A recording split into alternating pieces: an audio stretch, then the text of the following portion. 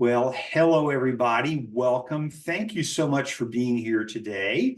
I'm very excited, and hopefully you'll have some fun here. And so I'm looking at the group. I see I've got a mix of people that have been in the business for a long time, and some people who are fairly new. I want you to know that I am available for you to ask questions. First of all, Elsie, are you going to say anything at this point? Should I wait? No, you're all good to go. We're good. Okay. All right. So thank you all for being here. I'm very excited. This is my audition with the Orange County Association of Realtors. I can't even tell you how much fun we're going to have today, but it's going to go fast, right? So there's a lot of material to cover, and we're going to have some forms, and your education department is just off the charts, and they will share those with you later. And I'm always available to help. So I always put on my screen, I put my telephone number, and I kind of have that grayed out a little bit. I am extension number 4. I don't text message because, as you can see, I'm a little bit older. But I do have an email address, which is really good for me. And I want to just reach out to you and let you know I will help you in any way that I can. And so let's talk a little bit. I'll start this thing going here, but I am a broker associate. I have a broker's license in several states. I've been in real estate for over 45 years. I know, and I tell everybody, it's not that I know more than anybody else. I've just outlived everybody else. So that's just kind of where we are. I am an instructor at UCSD. I do teach continuing education for attorneys, middle of the class right now. I recommend that you don't take that class because it's brutal. But I have taught all the classes you had to use to get your license, and I teach a lot of continuing ed. I am also a DRE approved sponsor, number 6365. I teach the residential purchase agreement, and I teach the buyer representation agreement. And so I'm very happy to answer questions about any of that material. This year, I am the chair of the Legal Affairs Forum for the state of California. 2 years ago, I was the chair of the Risk Management and Consumer Protection Forum, and next year I will be vice chair of professional standards. So again, I'm a rules guy, and hopefully, we're going to have a lot of fun today, but we're going to stay in the lane, as Wayne Bell, who was the former commissioner, said to me in a meeting. So anyway, all that being said, the rest of that's hokey dokey. I do have a podcast. The DRE asked me to do a podcast for them on legal matters and documentation in a real estate transaction. So there you have it. And again, you love OCR, right? Orange County, because they're gonna put everything up on their website so that you can access it. But that's the DRE link. If you want to go to that, it was a great presentation, only because I had a really good interviewer. The commissioner that was interviewing me did a great job on that, and of course made me look pretty good, which is a lot of work.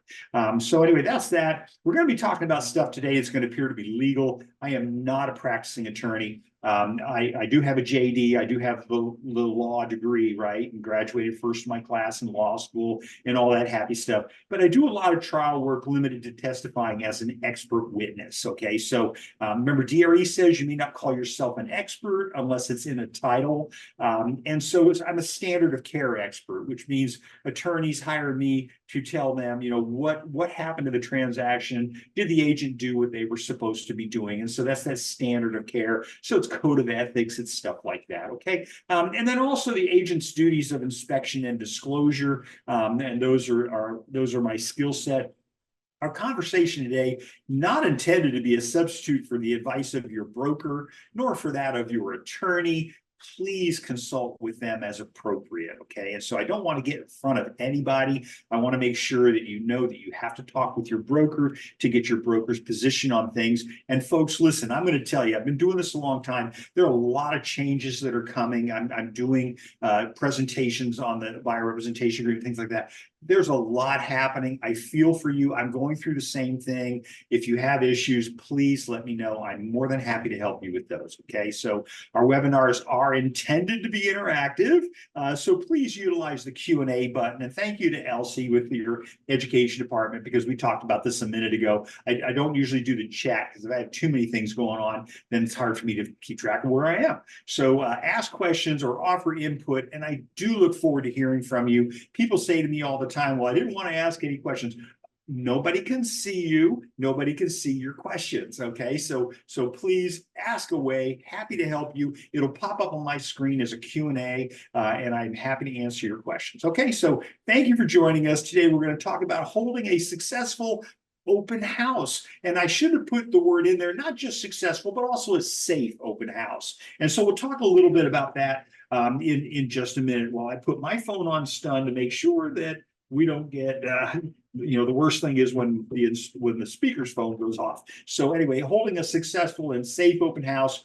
Why would you want to hold an unsuccessful open house? I just never got that. It just never made any sense to me. So let's talk about holding a successful open house, because what's our goal here? Our goal here is to meet people. Our goal here is to get in front of people. And again, I want you to do it safely, but I'm going to show you some forms that are coming your way that the California Association of Realtors are going to be releasing here coming up pretty soon. And I'm going to show you some forms that they have already released that'll make a lot of the issues a lot easier. What do I do in an open house if an unrepresented buyer comes in? And we're going to talk about that here in just a second. Okay, so Albert Einstein coined the term, the definition of insanity is doing the same thing over and over and expecting different results. And so I always have to ask the question, sometimes we keep doing things the way that we've always done them. And so I'm just going to ask you during our presentation today, can you leave your mind open? Would you please at least give me a little bit of leeway on some of this? And again, I have made, my best year in real estate, I made $2.2 million in commission. And I decided probably about 10 years ago that I wanted to kind of give it back, because when I started in real estate, people helped me. And so I want to make sure that you have people that are helping you. And I'm more than happy to be one of those people. But I'm going to ask you to keep your mind open to a couple of interesting things, a couple of concepts that you may not have heard before. Okay. So holding an open house, like real estate, is not a passive business, but most of us treat it like a passive business, right? We put a sign in the yard, we sit in the house, and we wait for people to come to us. That's about as passive as it's going to get. Okay. I want this to be an active business, right? So putting it another way, real estate is a full contact sport. Okay, so your goal is to meet with as many people as you can in a short period of time, but you got to get them to come to the event first. And so we're going to talk about that. So I'll get into that here now. But the more energy that you put into doing your open house, the more likely you will have a positive outcome, right? So the person that just shows up at the last minute and says, I used to sit in my office and agents would come in on a Sunday and they'd come in around 1:15, 1:30, and I go, what are you doing? And they say, well, I'm getting ready for my open house. I said, well, what time's your open house? And they say, well, so from 1 to 4. And I go, well, what are you doing in here? It's 1:15. And they would say, well, I'm getting my signs. I says, well, yeah, I know, but the people at the house, right? So, let's try to add some energy into this, but have a positive outcome on this. Okay. So let's talk about the 3 stages of open houses. And I don't want to get too far ahead of myself. And folks, you know what? I'm excited. I'm talking fast, I know. But again, please, if you have a question, type it into the Q&A field. I am more than happy. I'll read your question so everybody knows what the question is, but I'm pretty sure nobody can see it. So let's talk about the 3 stages. So we're going to talk about the before, all right? And then we're going to talk about the during. And then we're going to talk about the after. And believe it or not, those 3 steps are the most important for you to actually have an open house. I'm assuming you got into real estate and like my father, God rest his soul. My father said to me when I graduated from law school, he said, this is great, son. Now all you do is sit back and wait for the checks to start rolling in. Well, I knew that wasn't going to be the case, right? So, because the checks don't start rolling in. But in real estate, we sometimes think that just because we show up from, 1:15 to 3:45 for an open house, so the checks are going to come rolling in. I'm going to tell you, it doesn't quite work that way, but God love him. I mean, he was just in making sure I was okay. So it is all in the preparation, all right? So the time and energy that you spend in preparation makes all the difference in the outcome. Okay. And so again, if I'm showing up on a Sunday, because I've done this 1,000 times, if I show up on a Sunday to pick up my signs and I'm getting it at 1:15, I'm not doing myself a service, I'm really not working. Can you imagine did I make $2.2 million in 1 year working from 1:15 to 3:45 on a Sunday? No, because there's a lot that goes on in our business. And so I'm going to show you some little secrets in here about how I turned all of this around for me and I turned it into a fortune. Okay. So let's talk about the before. Okay. So I want to get started on that. And I do have a computer behind me that tells me where I am to make sure that I'm showing you the slide, because sometimes I switch back and forth between the slides. So just so you know, if I turn around like that, it's not like somebody's coming in to get me. It just means that I'm looking at another computer to see what I can see. So confirm with your broker.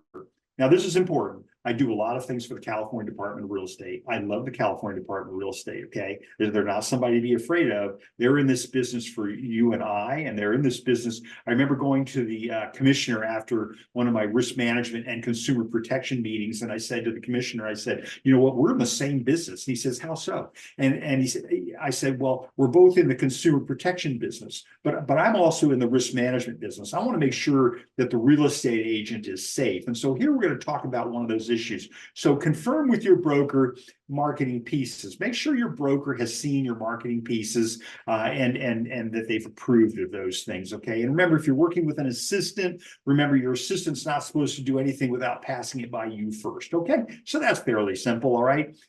Doing open houses for other brokers. Now, here's a scary conversation for you. So you can do an open house within your company, right? So assuming you have permission to do that, right? Check with the agent that has the listing, with the seller's agent, as we call them. Check with the broker to make sure all that is okay. But when you start doing open houses outside of your own brokerage, so doing open houses for other brokers, the DRE has said, I was in a meeting when they made this comment. I went, oh my God, never thought about that. There may be issues with undisclosed agencies. So for example, I'm with the red people and I want to do an open house by the blue people. Okay. Remember, we're talking about safety here. And listen, I worked really hard to get my license. I want to keep it. And I know you do too. So when if I'm with the red people and I'm going to hold a blue people's house open, I need to check with my broker first to make sure that that's okay. But I'm going to give you a little hint. One of the issues is that undisclosed agency. You're in the blue people's listing, and people coming into that house think you're with the blue people, but you're really with the red people. Okay, and so that undisclosed agency is easy to fix now, especially with the rules that are coming down here on August the 17th. Okay, so there'll be a lot of this. Again, talk to your broker. Call me, email me, have your broker contact me. Happy to help. This is what I do. I rescue people. Okay. So there may be issues with undisclosed agency. Okay. So kind of important, right? So, but it's easy to do. You use your agency disclosure form, and I'm going to recommend that you have that with you at the open house anyway. Okay. So, but the before, let's talk about the before somewhere. So we're going to talk about Googling the neighborhood, and it's just, for lack of a better word, I want to pull up a map. All right. So I want to look ahead of time. Again, the perpetration, before I get into the perspiration part, right? So I want to look at a map of the area for a number of issues, right? So I want to look to see what is my visual? What is my visual in the neighborhood? All right. And so I want you to drive the neighborhood, and I'm going to show you, we're going to talk about how you're going to turn that into money here in a second. I had my car wrapped at one point. It didn't cost me much of anything, but I had all my stuff all over it. It required me to maintain better driving habits, that's for sure, because I do get a little bit assertive out there on the road. My broker Linda calls me aggressive. I call it assertive, right? But you want to drive the neighborhood. You want to drive around. You want to look at the pins. You want to look at the corner points on your map. Okay, so check out the neighborhood visually. Talking about safety really quick. Prepare an escape route. I liken this back to, and I've been through some major fires in San Diego County, right? We have the Scripps Ranch was kind of a place that just always seems to, pop up on these. Prepare an escape route. Right? How are you going to get out of that neighborhood if you have to in a hurry, in a neighborhood that maybe you're not familiar with? Okay. I do another presentation, hopefully, if they invite me back. It's called Master My Farm, where I teach you how to become the mayor of your neighborhood. Right. But if you're not familiar with the neighborhood, absolutely have an escape route, a way that you can get out of there, because people that live there are going to know how to do that. And so prepare the escape route from the house. So from the house itself, and I'm going to talk about even within the house. So on the inside of the house, if something happens inside of the house that you need to escape the house really quick, then you need to have that plan put together. And we're going to talk about that. That's kind of an important deal for me. I get so upset whenever I hear one of my comrades has something happen. We get bad things happen in open houses sometimes, and we'll talk about that. So again, from the neighborhood. So I'm going to have my escape route. Did you notify someone that you would be at the open house? And so, and we'll talk in a minute about, should you do the open house alone, or should you do it with other people? Right. So, should you have somebody with you? And if you are going to have somebody with you, who is that person going to be? Right. So, let's see. Elsie's not going to let me rename myself. Okay. All right. So, did you notify somebody that you were going to be at the open house? How about the neighbors? And this is the easiest thing for you to do. And when I start talking to you about knocking on doors and stuff before the open house, we'll talk about that. But are the neighbors, the people know you're there, or are you a secret agent? Please don't be a secret agent, okay? I want everybody to know who you are. Linda, my broker, will tell you, when I walk out of a room, everybody knows Kevin. Okay, all right, Kevin. I went to the dentist this morning. I know you can't really tell because I got my jaw back again. But I went to the dentist this morning, and by the time I left there, everybody knew who Kevin was. Okay, and it's not just because I'm loud, but it's also, hey, a number of things, right? I'm wearing my colors, right? I've got my logo going on. I talk to people about real estate, things like that. People ask me questions. Oh, are you in real estate? Well, yes, I am. How's the market? That's always the question, and I always have the answer for that, and we'll do that in another presentation, okay? So how about your office? Does somebody in your office know that you're there? All right, did you put something out to let somebody know? Did you prearrange a calling time, okay? Hourly, perhaps, that if you don't communicate at a predetermined time, that they will contact the authorities or somebody to send help to make sure that you're okay, right? So, a lot of times if you're in the open house and the bad guy shows up, or gal, sorry, I don't want to be discriminatory, but a bad person shows up, then you might not have ready access to your phone. And then if somebody's calling you and you're not answering your phone, we want that to be a trigger mechanism. Okay. All right. So preparation. So let's talk about that. Now, folks, and I know I'm talking fast, write this down. Get a walk list. Okay, so it's called a walk list in our business. That's how Title thinks of it. But you can get it out of your MLS database. You've got a great tax database in your MLS. I'm sorry, we have a great tax base. I'm in yours, right? So great tax base. I can create my own walk list. Okay, I can get a hold of my friendly neighborhood title rep, and I can ask them for a walk list. Okay, and so make sure that it's Excel friendly. I'm not a big Excel guy. I have to hand everything over to Linda, and then she helps me with it. But we literally create a sheet that I can write notes on this walk list. Okay, why? Because I'm going to see and I'm going to encounter things when I'm walking the neighborhood, right, before the open house that I'm going to want to document, right? Like, who did I meet? What are the kids' names? What are the they mention a birthday, or something. I've had it happen so many times. Oh yeah, his birthday's today. And I go, oh God, write that down fast, right? Okay, and I'm going to show you why that's important here in just 1 second. All right. So again, Linda hates it because I use psychology, right? But let's talk about psychology here in a minute. Put it on a clipboard. Everybody, you're going to put it on a clipboard. Why are you putting it on a clipboard? First of all, you're less intimidating if you're walking around with a clipboard, right? Everybody thinks you're taking a survey or and I'm taking notes, okay? I learned early, 1979. I learned early in my career that people appreciated it when I found their thoughts and concerns to be important. So whenever I would talk to somebody, I would have a clipboard with me and I would write down what they say. And I would go to great extent on that, right? And I got a fairly photographic memory when I do my open houses, when I do my listing presentation, I take notes, right? Even though I remember it. And in the early part of my career, I didn't realize how important those notes were. But I would walk out of the appointment, I throw the notes in the trash because I didn't really need them. I was doing it for them.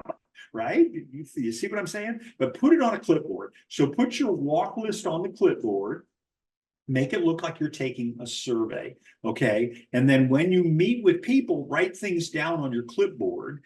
Even if it's not important to you, it is important to them. there's something that is being said that is important to them. And you want not only the fact that you're trying to absorb what they're saying, but also that you want them to believe that you actually think that it's important. And I know that you do. There was an old saying that, people don't care how much you know until they know how much you care, right? And so I always cared. Now, I was closing 125, 150 transactions a year. Now, I know that's not a lot. I know some of you are probably doing more than that, but I was closing that in tough markets and in all price ranges. And so I've never really experienced a tough market because I always thought, what? Tough markets for other people, right? I always look at my market. What am I doing? And folks, I'm going to tell you by the value of you being here today, you have an opportunity coming to you in the next month. We've already seen a 2% attrition rate. I think this is the best thing that ever happened to us in an industry is that, now you're going to have a buyer representation agreement. And CAR has sponsored legislation that is going to take effect the first of the year that's going to require everybody, all real estate licensees. Remember, we have 435,000 licensees in the state of California, but the Sitzer-Burnett decision, again, lawyer hat, sorry, but the Sitzer-Burnett decision only applies to the NAR Realtor MLS members. Right. So now the new law is going to make sure that we're on a level playing field. Everybody has to participate in it. OK, so before you show property, and by the way, on that note, remember, it's before you show property to them physically, but it's also before you show property to them virtually. OK, and so, you want to protect your commission. We'll save that for another conversation. But in the meantime, be aware that showing a property before you show a property, the new rule is going to say, and I assure you of this, the Department of Real Estate will be looking for those forms in your file. So please talk to your broker about that. And if I'm any good during my audition here today, maybe they'll ask me to come back and do a whole presentation on that. So, okay, so put it on a clipboard, take notes, remember, in front of them. I've even said to people, I said, whoa, slow down. I want to make sure I get that. It's very important to me. Right. And I'll say things like that. And that's the part that Linda doesn't, it's like, you're just using psychology on them. It works, right? I'm telling them it's important, and they're telling me certain things that are important to them to say. And so, and again, I'm very different when I'm doing a lecture than when I'm actually doing an interview. So when I'm doing an interview, I ask a lot of questions. Okay. And that's the part that drives Linda crazy, right? I ask a lot of questions and I write everything down. Right? Whether I'm going to use it all later on or not, I want them to feel like it's important to me. Okay. So more about that later. We'll talk a little bit about that, but I think I've beat most of it to death. So be sure to use social media. And again, we're on the before part of things. Okay. So before you use, be sure to use social media. And listen, I'm not a big social media guy. I didn't start to realize how good it was until probably about 8 months ago. And now I've invested in all this AI stuff and all these crazy things. And I'm going to tell you, OC Realtors, Orange County, they got it wired in, right? They've got great classes on this. On the subject of social media. You need to take those classes. They're very important. You've got time involved, and I believe most of them there's no expense involved. But I would be doing that. Okay, and so be sure to use social media at least a few days before the big event. Don't wait until the day of. An hour from now I'm going to be doing this. Now maybe you do a backup. Like for example, I did a video about this for this presentation today, and I posted it on all the social media telling everybody in about an hour I'm going to be doing this presentation. And so I wanted to make sure that you go to the OC Realtor website and that you get signed up for this class on time. So that was my final video, but I would have obviously done other videos before this in preparation. Look at what your association does. They do the same thing, right? They do preparation stuff, and then they get all the way up until the time of the event itself. Okay. So, and again, on the day of the big event. All right. So Facebook, LinkedIn, Twitter, Instagram, whatever you've got going on, be careful about your message on social media. And let's talk about a couple of things in there. So the DRE says, we can see what you're posting, right? We don't need a warrant. It's social media. And I got a kick out of that conversation. So it's like, I see some of the craziest things on social media. So remember, post your listing, not somebody else's, unless you have permission. Again, if it's another broker, make sure your broker's aware. Make sure the other broker's aware. that you're doing it, and make sure that you get that permission. I had somebody send me an email and said, you know, I'm gonna if I don't hear from you by 5 o'clock, I'm gonna go ahead and post this on social media. I go, no, that's not permission, right? Permission is you heard from me that it was okay to do that. Okay, so make sure you get permission from people to do that. But DRE looks at your social media. They say we watch it all the time. So, you know, make sure you're being nice to each other. Make sure you're posting appropriate content. I do know that there was a rash of people taking videos of other people's listings and putting those on the internet. And I can tell you that the Department of Real Estate's looking into those as on a number of reasons. Okay, so are you making it look like the house is vacant? So remember, you want to be careful. First of all, especially if you're holding an open house, you don't want people to think you're in a vacant house, right? You want them to think that there are people there, there are occupants, things like that are monitoring the situation as it's going on. But you know, is the house vacant? Remember, it's not just your safety personally, but it's also the safety of the property. So if you've shown something that makes it look like the house is vacant, then you know we invite potential vandalism and people moving into the houses and doing stuff like that in the future. So we don't want to do that. So we don't want the house necessarily look vacant. There are a lot of ways to get around that, but there's also ways to take pictures of the property that don't show that it's vacant. There's virtual staging companies, you know, things like that. Some of them are actually pretty good. But at the same time, you might want to indicate that the staging process was virtually staged. It wasn't actually staged. Okay, we don't want the potential buyer to buy the property thinking they're getting all that furniture. Okay, all right. So is the house vacant for your own safety, for the safety of the property? You will be alone at the house. Why would you advertise that fact? I mean, you don't want people to think that you're going to be all by yourself at the house. And again, that's for your own safety, the safety of the property. And so we'll talk in a minute about who's really good people to have with you at an open house, and we'll talk about here in just a second. Put it into the MLS as an open house. You have that feature in your MLS that you are able to advertise it as an open house. So one of them is for the tour, but the other one is for the open house. And so you get really good marketing from the local MLS here that works really well for you. So put it in the MLS as an open house as just one more thing that you do. Put it on your little calendar that you do that. So that people are aware of that happening, and other real estate agents are aware that you're going to be doing that. Utilize extensively the advertising marketing there. Now, some MLSs have this, not all of them do, but some MLSs have actually advertising remarks and things like that, where you can say a lot about the property that you wouldn't necessarily say in a regular listing, like in a public remarks section. So it's easier if you're the seller's agent, all right?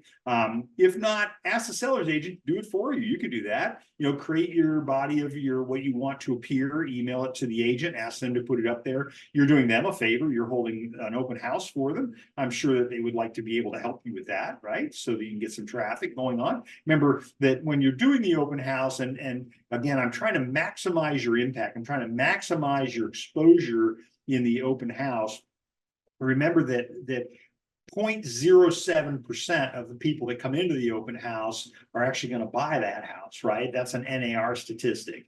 So if that's the statistic, then first of all, that tells me a couple of things. One of the things it tells me is that maybe they're not doing it right? Maybe they need to do it better than that. Maybe there's something different they should be doing to increase that 0.07. And our whole talk today is going to be how getting that 0.07 up to like 0.3, right? So I want to maximize that. I'm having this conversation with my brother right now who's holding his own house open. And I keep telling him, I say, here are the things that you're not doing that you really want to do to maximize your own exposure. Okay, so broadcast it to your database. Let everybody on your database know. I've got about 9,000 people in my database. You would hope I would have that, right? You accumulated that by this point of time. But broadcast it to your database. And again, thank you to Elsie. She's going to make all this available to you later. But create yourself a little checklist of the things that you're going to do, right? So the day before, the day of, whatever.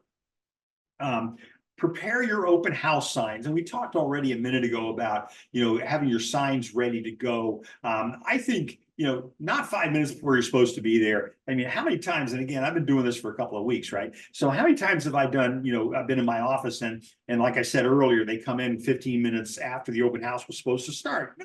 No. And so we'll talk about what time is the best time to do your open house, where you're going to get the most production, most productivity out of it. But it's clearly not 5 minutes before you're supposed to be there. But remember that person that showed up at my office at 15 minutes after? When I go to the open house, they're locking up at 3:30. This is on a Sunday, right? So I probably wouldn't do a Sunday 1 to 4 open house. That's going to be like among the least productive periods of time, unless I'm really just going to broadcast and just do, stay there 7 days a week.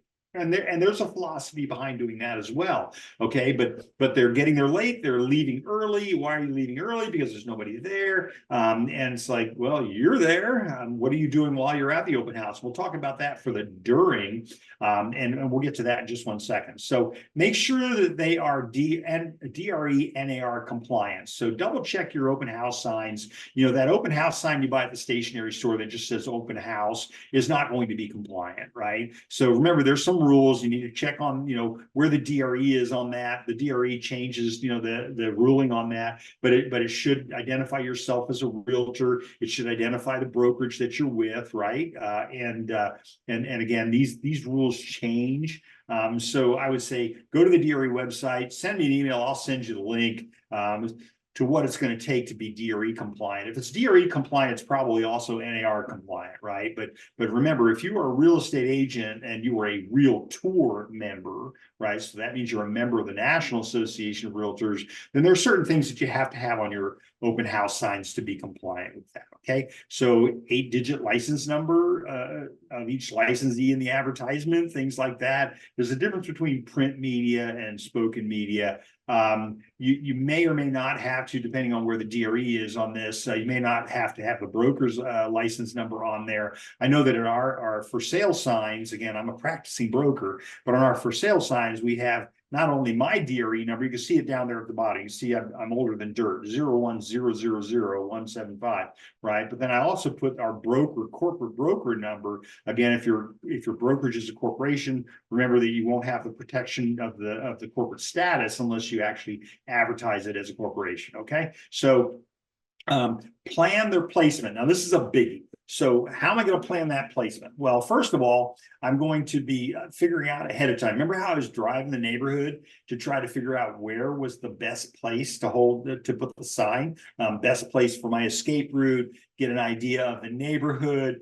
I always have people say, well, I like to bring them in the best way to the house. I don't want them going by the used car lot or by the guys changing oil in their driveway and stuff like that. There is a point at which that becomes really, really important, but maybe you do want to have them coming in from a certain direction that it looks better, right? Your job is to sell the sizzle. Your job is to make it look nice. And so I would recommend against, I had a lawsuit. I'm in a lot of lawsuits, but I had other people's, not mine, but I had a lawsuit where the agent photoshopped out the power lines from the pictures that they put on the internet. Of course, the buyer bought it without seeing it and wasn't aware that there were power lines there. And so that created a whole bunch of fuss, but plan them ahead of time.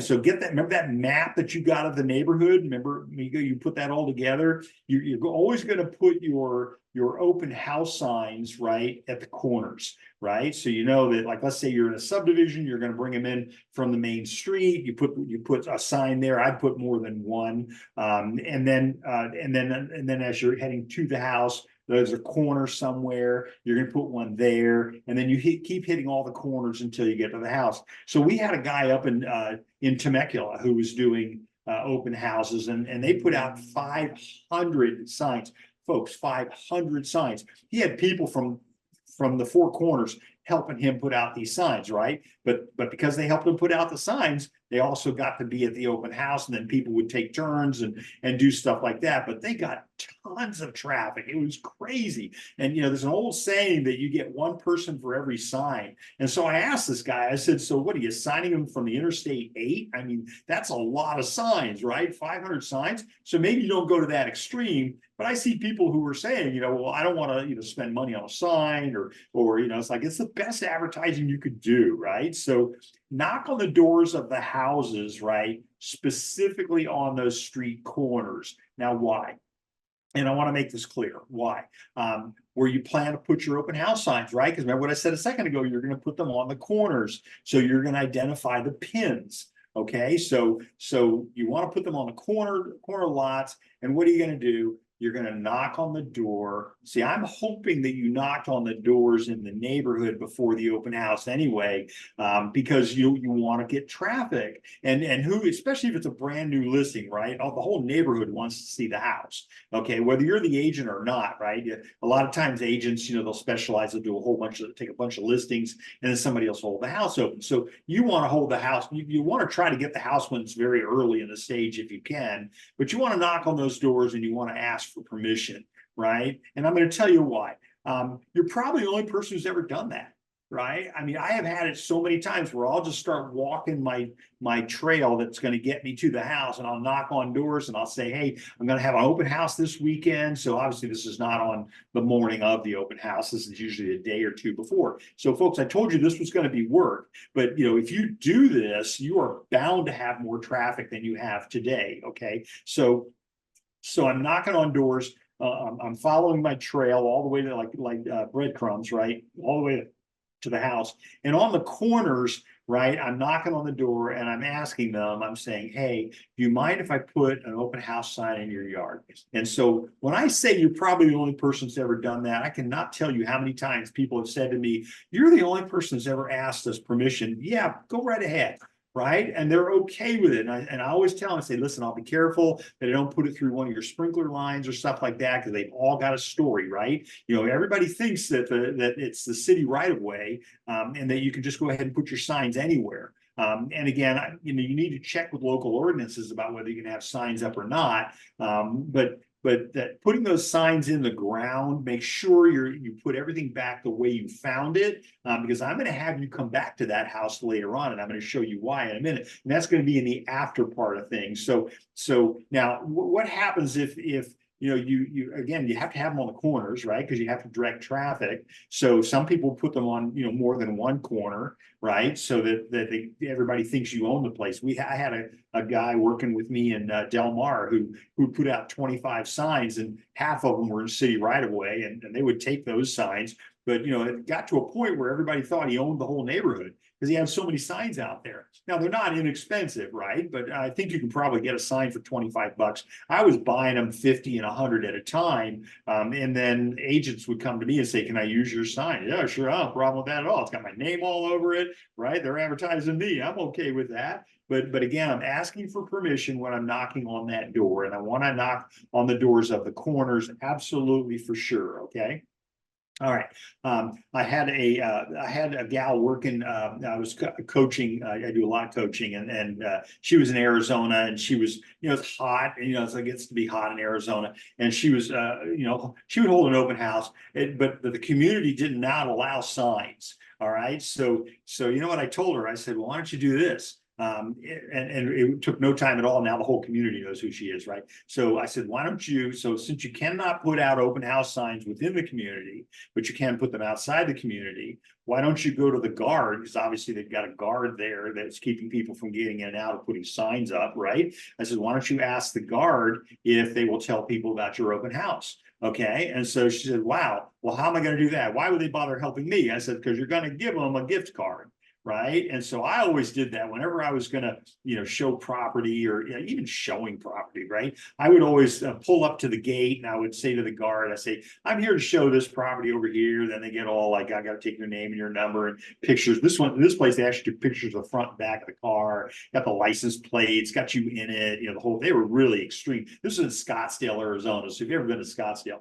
But anyway, so I got her into the habit of every time she would show up at that to do the open house, she would give the guard a whole stack of flyers, right? Now, I'm not a big flyer fan. I'm gonna talk about that when we do the during, okay? But she would give him a whole stack of flyers. And what else? She would give him or her, whoever was there, give them at that time she was giving away coffee cards. She would give away a $5 coffee card. I had a fellow speaker, excuse me, a fellow speaker who said, don't give them a coffee card because that has a finite value on it. And today you really got to give them a bunch of cards to get anything for coffee, right? I think coffee got pretty expensive, but I don't drink coffee. I drink tea, but as you can probably tell. But anyway, we got her into the habit of giving them lottery tickets, right? And so, I would have her put staples on the lottery ticket, staple her business card to the lottery ticket and tell them, say, listen, if you win, I want you to remember me, not, give me the money, but I want you to know where you got the winning from. Okay. And so they're all excited about that. And I don't know, they got scratchers, they got all kind of, I don't really play the lottery, but they got all kinds of things that they do. So maybe not the coffee card anymore. Maybe the lottery ticket is a better thing to give them because there's an intrinsic excitement about whether it's worth more than the card is worth, right? So again, the card, they're going to spend it, they're going to throw the card away. And by the way, you can go to these big coffee companies, and I did this at one point when I thought coffee cards were important. And if you buy like 500 coffee cards, they'll put your logo on them, they'll do all that kind of stuff. So send me a link, send me an email, and I'll send you the link. But they'll put all your information on them, and so that's kind of a cool thing to do, and it's fairly inexpensive. You're paying for the coffee, obviously, and then they'll do the logo for free, after you purchase enough of these things. Okay. So, all right. So knocking on the doors on the corners and knocking on the doors on where the pins are to ask for permission to, excuse me a second, let me get a drink of water, but ask for permission to put that open house sign up there. I'll take a break right here. Anybody have any questions so far? Because I got a lot of really good stuff for you coming. Okay. All right. Let me see. Question. Hi, Dan. DRE brings up undisclosed agency on occasion. Yes, on a number of different ways. Again, I give a lot of legal stuff, but discussing liability. Have there been any lawsuits of brokers being liable for any damages from holding opens from outside brokerages? DRE does not file a lawsuit. What they do is they file an inquiry. Okay, and here's the sad truth. The sad truth of it is that when the DRE files an inquiry, okay, you and I are probably going to call that investigation, right? You have to pay for the cost of them investigating you. That's in the law. So the law actually says that you have to pay their expenses for checking you out. Okay, so and the answer is yes. This is where I had this conversation. This is where I got that information. Was the DRE said to me that we think agents that are holding open houses open are for other brokerage firms. We have an undisclosed agency problem, and that is, you're not working with that agency. When they came in, they saw the for sale sign. It's with the blue people, and you're with the red people. We think that you are deceiving them into thinking that you're with the blue people, and you're not. You're with the red people. So easy fix, Dan, and easy. Agency disclosure form, right? So your agency disclosure form, and I'm going to talk about it in a minute about how to present it, because this is where this is heading anyway. When we get into the 17th of August, that deadline for the NAR settlement again, that deadline was established because it was 6 months from when the settlement was entered, and so that's why August 17th is such an important date. But anyway. Yeah, so they're looking at that. They're looking at whether or not you're holding open houses, and so listen, I have been in open houses where what we refer to, they have people they send out, they're called spotters, and so they do send people out. They're looking for are your signs compliant, your for sale signs compliant, things like that. And they pay these people. They take pictures and they send it in. So yeah, they're looking at those kinds of things. And this was a specific conversation I had with the district manager for the Department of Real Estate. And that was, yes, we're looking to see if real estate agents are holding open houses. So thank you so much, Dan. Great question. And I hope everybody realizes the impact of that. It's important. Okay. So yes, they are coming into our open houses. They're coming into your open houses. So be careful what you say. Things like that. And again, there's so much to tell you that we won't have time for here today, but But like I said, if I'm any good today, this is my audition. So hopefully I'll get invited back. So you're probably the only person who's ever done that. Okay. Ask for permission. And plus, it's just a nice thing to do. Okay. All right. And they're going to remember you forever. Listen, I want to be memorable. I want people to remember me. All right. I'm this way all the time. Linda, my broker, says, I need to get away from you for a few minutes. So she's so funny, right? Because, I'm just this way all the time. I'm excited about what I do. I hope that you're as excited, because this business is the best business ever. It's been so good for me. I've had so many other things that I've done. I always say real estate makes a great cover. I've done so many other things while I've had my real estate license, but the bulk of my money has been, well, nowadays it's on lawsuits, but the bulk of my money is from sales. So this is what I do. Okay. All right. So you'll return later. And I said to you this earlier, you're going to go back later and you're going to give them that gift card or that lottery ticket as a thank you. Remember, you asked them, may I please put my sign in your yard? Nobody's ever done that before. I've never had anybody refuse me. I don't get it, right? Why don't you ask? Nobody has ever refused me. Okay. So ask. And then when you go back, thank them for allowing you to do that. Thank them for allowing you to put your sign in their yard. They've been looking at your sign all day, waiting to see if you're going to come back and pick it up. And when you do, you knock on the door. Hey, Bob. And again, remember your checklist? Your checklist has everybody's name and street addresses on that whole area, kind of like a farming kit, right? So, hey, thank you so much. I really appreciate it. Here's a lottery ticket. Here's it. And make sure your gift card, you make sure your business card is attached to it. I was having a breakfast. Was it breakfast or lunch? I was having lunch in Virginia. While I travel back and forth across the country all the time, but I was having lunch in Virginia, and I had, and so I paid, and we tend to tip well, right? And I tipped this guy, and I put my business card in there. They were so excited. I went back there like 6 months later, and they remembered me. Right. And I don't think I'm really that memorable, but I want people to remember me. So I put my business card in there, and they're looking at the San Diego business card, and they're like, what's that? Right. So, but they do remember you. Okay. And in my hometown of Del Mar, I have a table at every restaurant. Why? Because I'm nice to people. I talk to people. You want to be memorable. Okay. All right. Invite them to your open house. So when you're knocking on the doors and you're hitting those corners, any of the houses that you're knocking on, I had a gal, Kylie was her name, and I won't tell you her own name, but she would go door to door, and she would have her business card stapled. She'd have like little Hershey's Kisses and stuff attached to it. People love chocolate, right? So she would knock on the door, and she would invite them. It would talk about the open house is going to be, on Sunday, whatever, Saturday, whatever. Would you like to come to my open house? Here, have a piece of chocolate. You think it's hokey, right? Let me tell you, she says, I ran out of chocolate. So she would hit 100, 200 doors, and she was surprised at how fast it went if people even answered their door. And it was surprised how fast it went. Okay. So invite them to the open house. Remember, don't be a secret agent. Okay. So the more signs you put out, the more traffic you will get. You got to put out at least 20, folks. I'm sorry, I don't know what we do for a living, but this is all about marketing. And if you think about it, check with local ordinances. Again, I've had people that, and I'm not going to ask you to break the law, but I've had people put them out, and then, it's always best to beg forgiveness and ask permission. I don't know, but find out what the rules are in the area about how many signs you can put out or where you can put them or things like that. Now is not the time to be frugal, right? I want you to be buying signs. I was holding a house open in Del Mar, and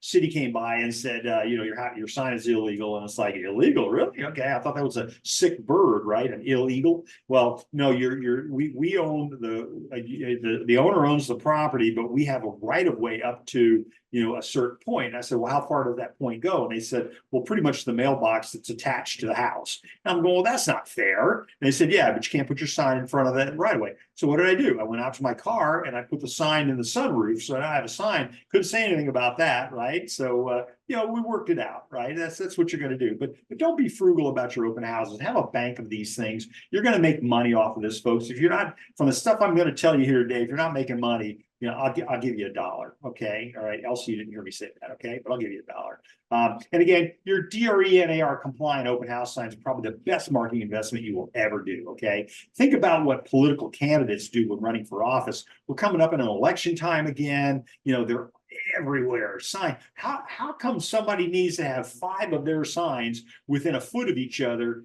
Because it works. right? And so guess what? They tend to be exempt. Them and charitable organizations tend to be exempt. But again, you check with your ordinances and things like that. But that's why they're putting all that out there, because it's that constant name recognition. I ran for city council a couple different times. I was successful in not getting elected. So I always tell everybody that, because I was tickled I did not get into office, right? Because God, what was I thinking, right? But I think you do need to volunteer. I do think you need to be involved in local politics and things like that. But I remember hearing that all press is good press as long as they spell your name right. So I just never forgot that. But I was told that by a big political guy who said, yeah, just get your name out there. Just keep putting your name out there. Same rule applies, folks, in real estate. Listen, I want you to, we're here to make, help the homeless, right? Helping people either become homeless or stop from being homeless, right? We're helping people. We want them to remember us, okay? So think about what that political candidate does and try to emulate that, okay? Lead people in from major intersections. Be sure to check local ordinances for the rules. Let's talk about the during. I might actually get you done a little bit early here today, so I'm overshooting my target. Any other questions about the before? Anybody have any questions about, my preparation for my open house? Anybody?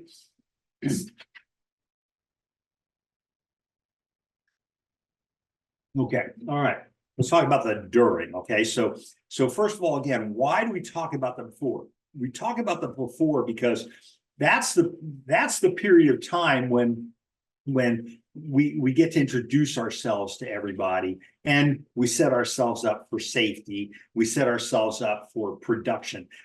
Showing up at the open house and putting a sign in the yard and thinking you're going to plant yourself there for 3 hours.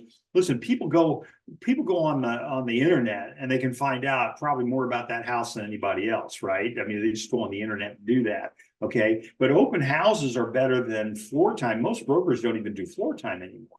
Right. So the open house is going to be that attractive audience. You put that sign. It's interesting. I was telling a seller the other day that 60% of our calls still come from the sign. Isn't that crazy? So I want to maximize that exposure. I want to make sure that everybody knows what I'm doing. So let's no questions so far. Let's talk about the during the open house. So when, this is my favorite subject. Now, everybody, put your seatbelt on because we're going to talk about some stuff. But when is the best time to do an open house? So again, when I first got into real estate, you hold them open 1 to 4 on a Sunday.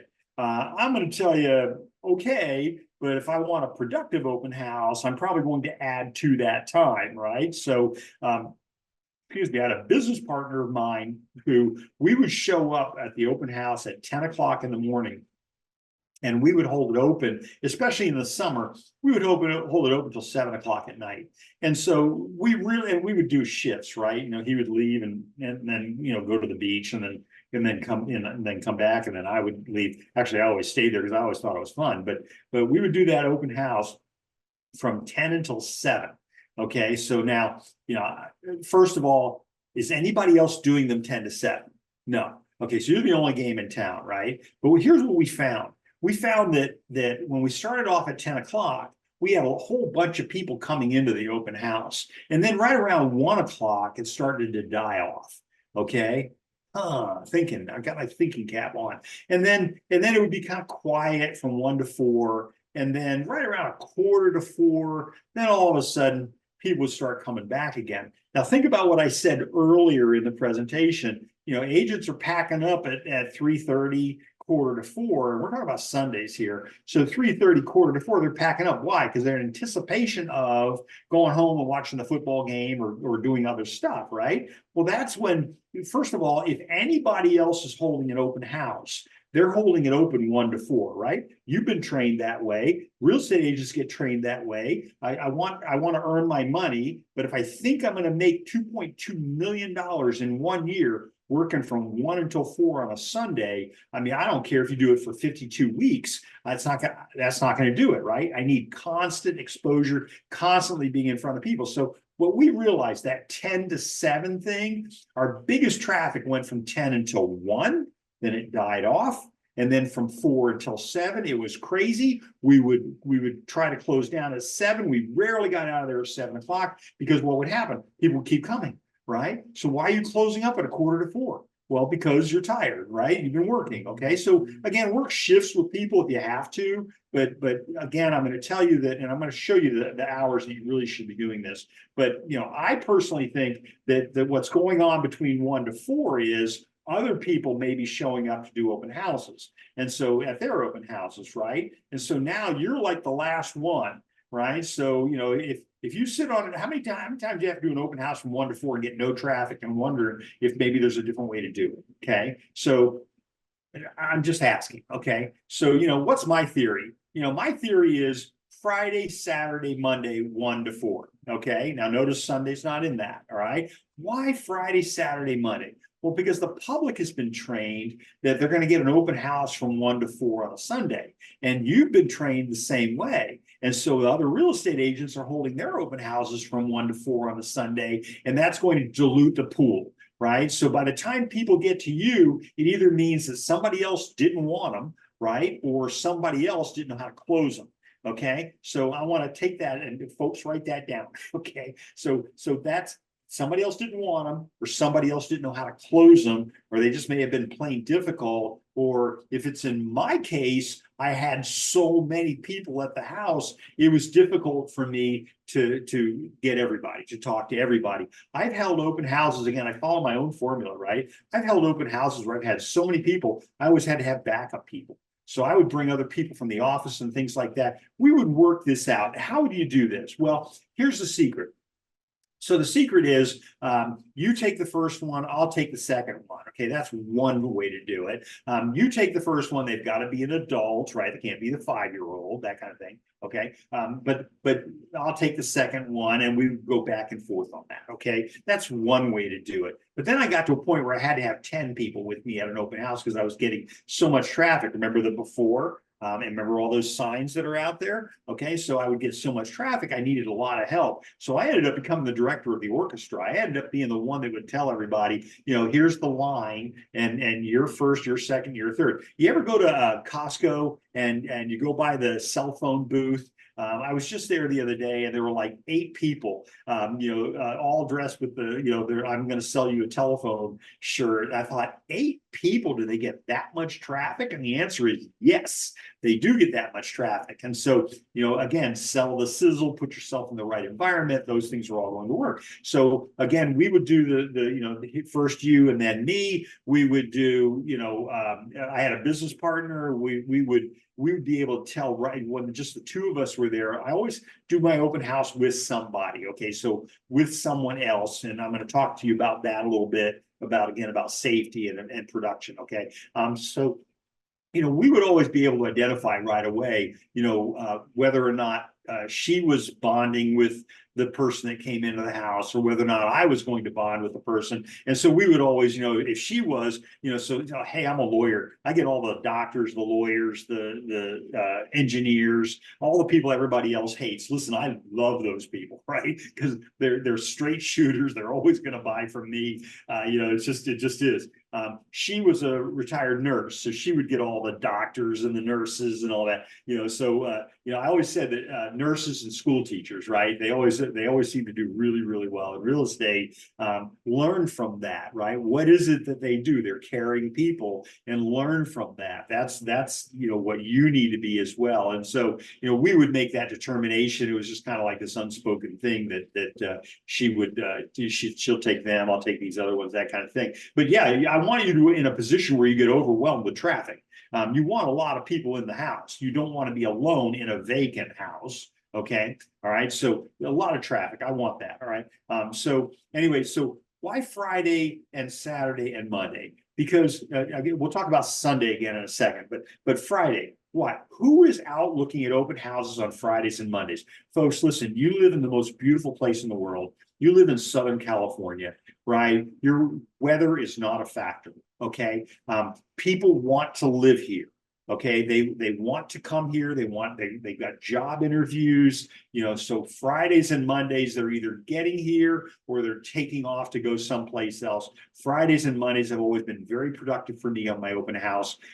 Saturday, same kind of rule of thumb. Sunday was always that, when I was doing the 1 to 4s, I realized that I wasn't getting the traffic I was getting. When somebody comes into your open house on Friday and Monday or Saturday, they're serious, right? They're not just driving around. I mean, they're on the way to the airport. They've got other things that are going on, but they're coming into your open house because they want to buy a house. So do you want a lot of people at your open house, quantity, or do you want quality? Do you want people coming to your open house that are serious about buying a house? Listen, I would trade Sunday for Friday every day of the week. If I hold an open house, I mean, how many people come into your open house? And out of those numbers of people that come in, how many sales do you have? Right? Chalk these up, right? I'm going to sell a house for sure to somebody comes in on Friday or Monday and versus the one on Sunday, right? They're going around looking at all these houses because they're looky-loos, whatever, that kind of thing. And again, if you're doing them in the early part of the listing, the whole neighborhood's going to show up. I would never hold an open house with only 2 people on a new listing, right? Because everybody wants to come in, okay? And so all the neighbors, and we call them looky-loos and all that, you want them, right? Tell them, say, hey, listen, do you know anybody that would make a good fit in the neighborhood? Put that on them. Don't get into a fair housing issue, but just put that on them. Do you know anybody who would like to buy a home in this neighborhood? And make that a big deal, folks. I mean, you're selling the sizzle. You're engaging them in the opportunity to, to have someone maybe for that house, okay? But you're always going to get those people. And I've had so many real estate agents tell me, oh, I don't want to do them in the beginning because then I get all the looky-loos. My father used to call them be-backs, right? I'll be back, or flakes. He had all kinds of terms for it. But at the end of the day, everybody that you're standing in front of is an opportunity. Okay, I had one of our brokers the other day. He got a phone call from somebody on a rental, and he turned him into a buyer. And it's like, woof. Good for you, right? Okay, so always be available for the world of possibilities. So I think Friday, Saturday, Monday, 1 to 4, you're not going to get as much traffic as you might get on a Sunday from 1 to 4, but I'm for sure going to get real traffic. Okay, and that's kind of the secret of success. On Sunday, if I'm going to do Sunday, remember what I told you a minute ago, 10 to 7? Now, I'm not going to suggest that you do that, right? But I think if you're going to do them on Sunday, I wouldn't bother with 1 to 4. I would do 10 to 1, 4 to 7. Okay, go take a break, go get lunch, right? Go to the beach, do whatever you need to do. Okay, and we haven't even gotten deep into what to do during the open house. I want to show you some ways to make money while you're there. Okay, so but Sunday 10 to 1, 4 to 7, that's going to be the trifecta, right? So when I've got an open house in the summer, folks, now listen, San Clemente, the pier. I mean, you live in a beautiful place, right? And so listen, what are they doing during the day? They're going to the beach. And then now I'm catching on the way back from the beach, right? I'm catching them going to the beach and catching on the way back from the beach when the rest of them are just in part of the crowd of 1 to 4. Okay, everybody good with that? Anybody have any questions about any of that? It's kind of a big deal for me. I listen, I tell everybody, that I have the same number of hours in my day that you do, right? We've got 24 hours. I want to make the best use of those 24 hours. Okay. So, all right. I don't like wasting my time. I don't have a lot of time to waste. Okay. So, I clearly don't have much time left, but anyway, I don't have a lot of time to waste. So I want my time to be productive. Okay. All right. Okay.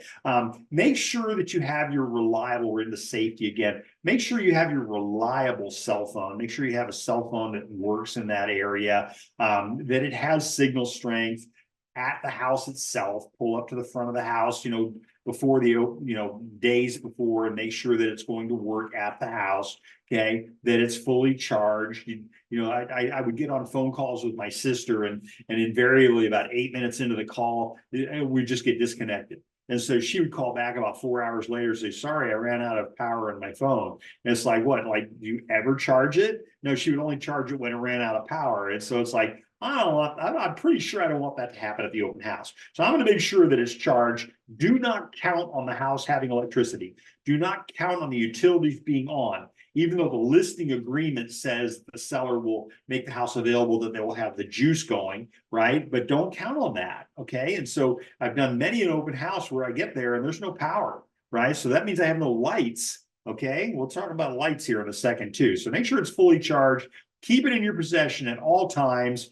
Carry on a conversation when you're showing the property. Get people on the phone. You need to be on the phone talking to people, okay? Because you're not just sitting there for a couple of hours waiting for people to come to you. Again, remember passive real estate versus active real estate. So I'm going to carry on a conversation with someone, maybe for my own safety, when somebody comes into the house, okay? Now, I'm going to tell you, I don't sit in the house. I always sit outside, but I'm going to show you some neat tricks here in just a second. So the receiver can hear the conversation, and so the person standing in front of you knows it's being monitored, okay? So, there's some things that happen in open houses that I want to make sure you're safe, folks. I don't need to, be watching the news for what happened this weekend at an open house, but I can tell you that you want to make sure people can hear the conversation. I've had so many arguments with real estate agents. I don't want anybody else there because I don't want to share the money. I want to get all the clients, all that kind of stuff. I want you to be alive, right? I want you to still be out there. So I'm going to, keep it, keep the conversation going. I'm not going to talk to them on the phone.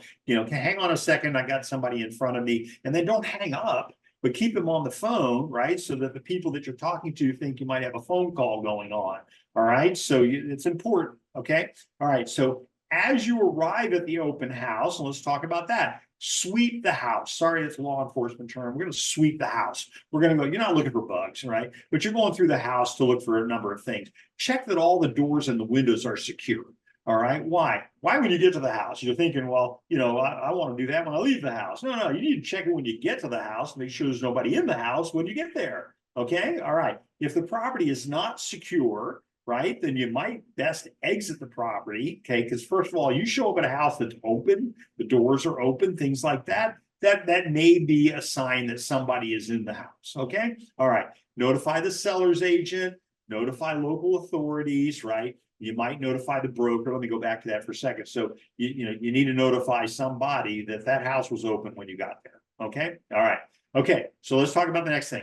Remember that MLS rules require, and this is a national, and I'm on the MLS safety group for the National Association of Realtors, as well as being on the risk management. You saw that in one of the slides in the beginning, NAR's risk management issues group, and I was chair of West back in 22. So please, I want you to be safe. But one of the rules that we passed across the country was that you have to keep the key in your possession at all times. So, the old habit, I can tell you again, going back, the old habit, the old time, we used to put the key in the door, open the door with it, and then we would go in and do our open house and leave the key in the door. Well, what would happen is the key would disappear, right? So, I'm not saying that bad people are showing up taking the key. Bad people are showing up taking the key, okay? All right, so the new rule says it's got to be in your possession at all times. And so you want to make sure that you have that. I've always told people, don't wear jewelry to the open house. I think I deleted the slide on that, but don't wear jewelry. Don't make yourself a victim, okay? Lock all of your keys except for the house key, and your car key in the trunk of your car. Lock everything in your car. Keep the key to your car, keep the key to the house on you at all times, but that is a requirement, okay? So you got to make sure that you do that. Not left in the door lock, which is what we have the habit of doing for many decades, okay? All right, when showing the property, okay, again, direct the customer. So you don't want, we get into the habit of leading the customer, right? And leading the customer means they come into the house and you take them in. Oh, and this is the bathroom. It's like, well, I know it's a bathroom. I mean, we don't usually put those in closets. It's a water closet, right? But some of the stuff you do is really, really obvious. But you want to direct them. Okay. And again, I'm hoping you've got somebody with you at the open house for your own safety. But regardless of how you're doing that, direct the customer, have them in front of you, protect your blind spot, things like that. But besides that, how else are you going to learn what they're alerting on, right? Kind of like the guard dog alerts on things. You want to be alert to what they're seeing in the house. And if they're following behind you, you're not doing that. Okay, so you need to direct them. You need to guide them through the house from behind. So they're in front of you and you're directing them through the house, and you're looking for hot buttons. Remember, you're selling the house. You're looking with your senses, all 5 of them. Okay. Some of us may have 6. But anyway, you're using all your senses to learn what is it. You're asking a lot of questions. I know that when I was teaching at, for example, Mira Costa College, I taught a lot of classes there, including legal aspects of real estate. And Linda, who was one of my students, this goes back like 15 years, and then one day she wanted to come to my law class at UCSD.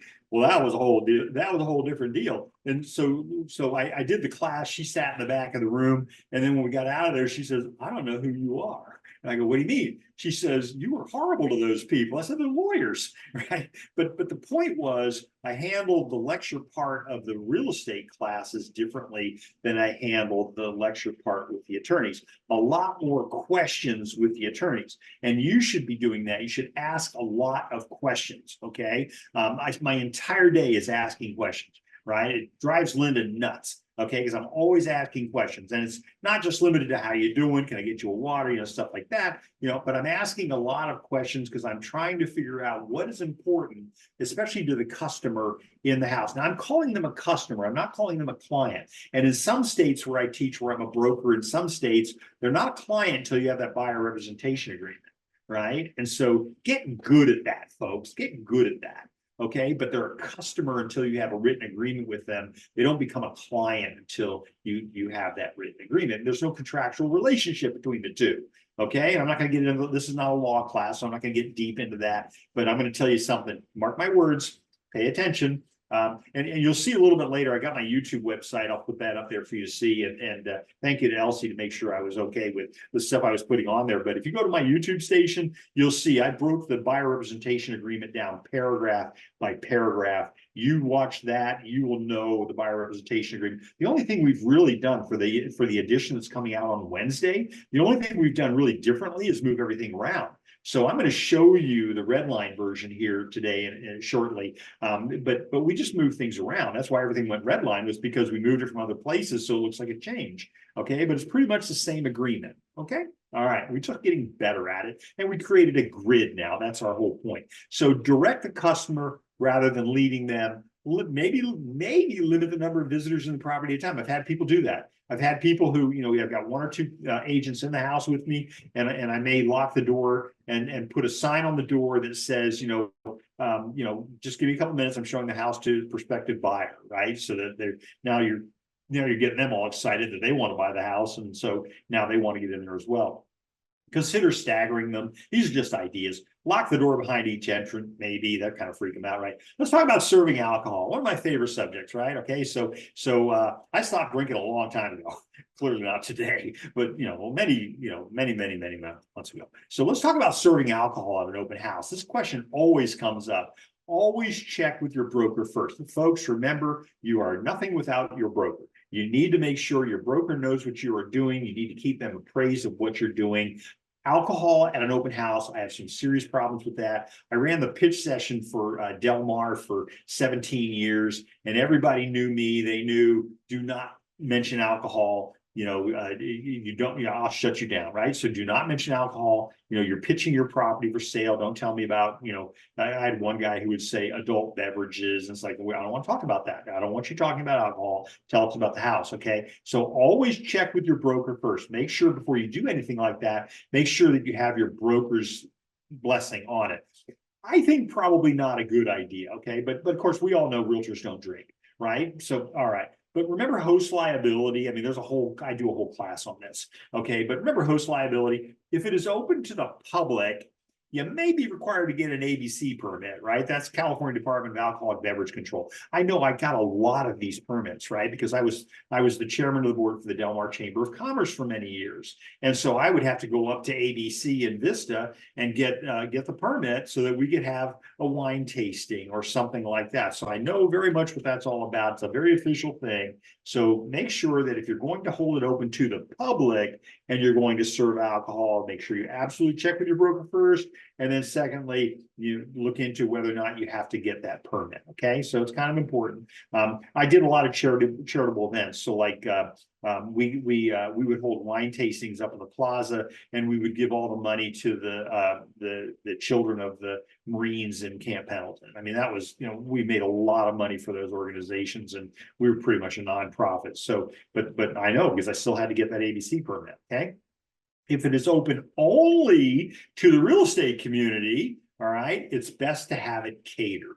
Okay, so, and I know, because we've got very, very high-end properties in Southern California, and I know a lot of people like to have the alcohol at these things. If you're going to have it only open to the real estate community, again, if you're having a realtor's tour, it's not supposed to have members of the public in there. Only realtors should be there. But if you're going to have it to the real estate community, you can control it a little bit better. Best to have it catered by a group that knows when to cut it off. And I think that's kind of an important lesson. When are you going to cut it off? And I don't want that, listen, I've taken keys away from people on more than one occasion. I need to have somebody else do that. And I know, because I'm sergeant at arms at California Association of Realtors, and I'm in situations sometimes where I'm looking to see if people have maybe had a little bit too much to drink. I can tell you my fellow directors are awesome people. I can't remember the last time I had to remove somebody from a meeting, but you need to know, have somebody in there that's trained to look for those things. I mean, half the time you don't know if they showed up at the party after drinking. So, and sometimes when to ID attendees. Okay, so flyers. Let's talk about flyers. I love flyers. Okay, do you love flyers? If you love flyers as much as I do, best to remove all of the flyers from the brochure outside the box, outside the house. Why? Well, because what they do, first thing they do before they come into your open house is they go take out a flyer. And it's like, now they've got everything they need to know, right? If it's a buyer, which is what you're looking for buyers, and they take the brochure, now they've got what? So they already know the address because they're looking at it, okay? But now they have the price, the terms, bedrooms, bathrooms. They don't have any reason to talk to you. And that's the scary part about it, right? Is I want to talk to these people. So I always take all the brochures out of the box. In fact, I'll give you a little hint. All of my for sale signs all have a brochure box on them.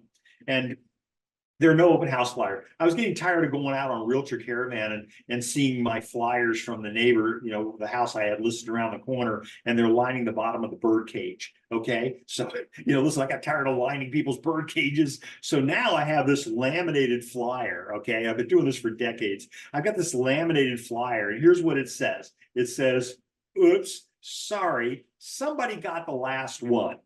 Please email me, or even call me and I'd be more than happy to send you a flyer. Okay, what did I just do?